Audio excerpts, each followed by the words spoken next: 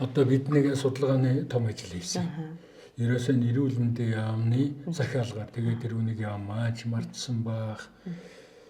Тэр асуудал юу байсан гэхэлэр зэрэг одоо энэ шүдний нэг сэтгүүл үзэж байсан чинь хүн төрөлхтөн эрүүн өргөө болж байгаа гэж ийм хэлсэн байгаа байхгүй.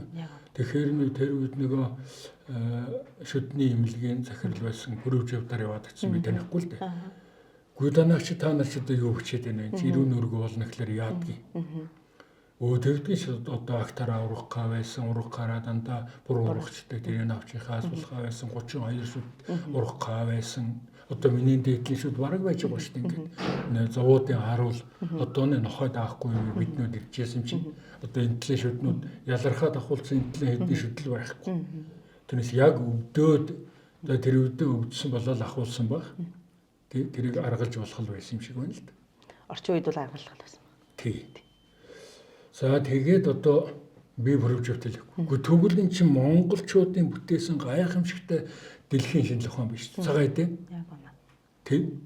Завцаасан цагаан шүдтэй. Тэгээд эрүүл шүдтэй байх ганцхан нөхцөл. Ерөөсөө ясны бодисоо солилцоогч энүүгээр сайжруулна. Тэгээд бид хоёр ийм юутай ажил хийсэн юм. Нэгдүгээр нь бол ясны бодисоо солилцоог сайжруулах. Тэгэхээр тэрүүнийг амтан дээр туршилт хийсэн юм. Амтан дээр туршилт хийгээд үзэхлээр нэг магистрант хоёр хүүхэд тэнд ажиллуулсан. Өнөөдөр нь үлтээгээд орж ирсэн шүү дээ. Биварын амтад ч ерөөсөө ингээл пөнийдсэн, хөдөлж чадхаа байсан, үр төлний тухай бүр ярихын ч хэрэггүй. Нэг юм амтад гэрэл үзэхгүй. Ерөөсөө тэрүүнийг бэлдмэл, эрдэст бэлдмэл, ааруул ээзгийн голсон, суурилсан эрдэст бэлдмэлээр нэг 7 хоног тэжээгээд сүртэй юм болох. Жаахан эмийн журмаар өгвөл нөгөөдөл ч ерөөсөө зүгээр гүйдэг хараадаг болоод бусдаг давтаг болоод үс нэг л заа сорно. Тэгээд үр төлөө өгөөд эхэлж байгаа байхгүй юу? Тэрэн дээр нь бид нэг сургууль нэг цэцэрлэгийн хүүхдүүдэд эмч нарын үзэлгийг хийлгээд. Тэгээд бас тэр эрдэс бэлдмэлүүдээ өгч байгаа юм. Тэрэнд чи ямар нэгэн хор юу байхгүй зүгээр л бидний л иддэг удаг юуг л бэлдмэл болгоод харьцааг нь тохируулж байгаа хэрэг шүү дээ. Тэр судалгааны дараа эмч нар нь ургайсан шүү дээ. Ерөөсөө хүүхдийн өсний өнгө, царайны өнгө, хумсны өнгө хүртэл өөрчлөгдсөн байна гэж. Ийм болчтой. Тэгэхдээ бид одоо ясны сэргэжилтийг үзсэн. Тэр бол гамшигын хэмжээнд байсан юм. Гайгүй гэхээр нь баг хүн байх. Тэгээд тэрнийг өгсөний дараагаар тэр ясны сэргэжилтийг бас ахаад амтан дээр туршсан юм. Маш сайхан болдог. Дуруу шүү дээ. Дараагийнх нь юм юу гэхэлэр зэрэг шүд бэхжүүлэх.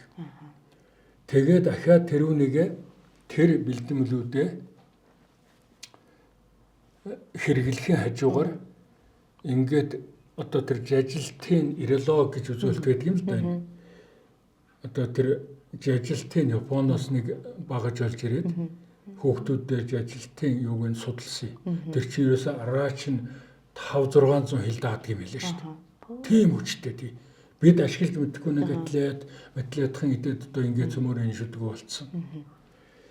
Тэгээд нөгөө хүүхдүүдэд чинь ингээд хоолын тэр хазалтынх нь юм тааруулаад хүчийг тааруулаад хийгээд өгөөд байхлаар эхлээд ингээд яаж чадахгүй ингэж яснаа ингээд юм зууралдаад хүчрэхгүй болоод 2-3 өдөр идээд ирэхээр нөөдөө зүгээр иддэг болохоор дахиад жижлүүрэн жаахан нэмээд ахаад хэдэн нэгээс жижлүүрэн нэмээд авахлаар чөлөөтэй зажилдаг болохоор шүлсэн зүгээр л ерөөсөө ялгаралт нь хамаагүй ихсэл шүдний ирүүлжилт бий болчдөг юм шүү дээ.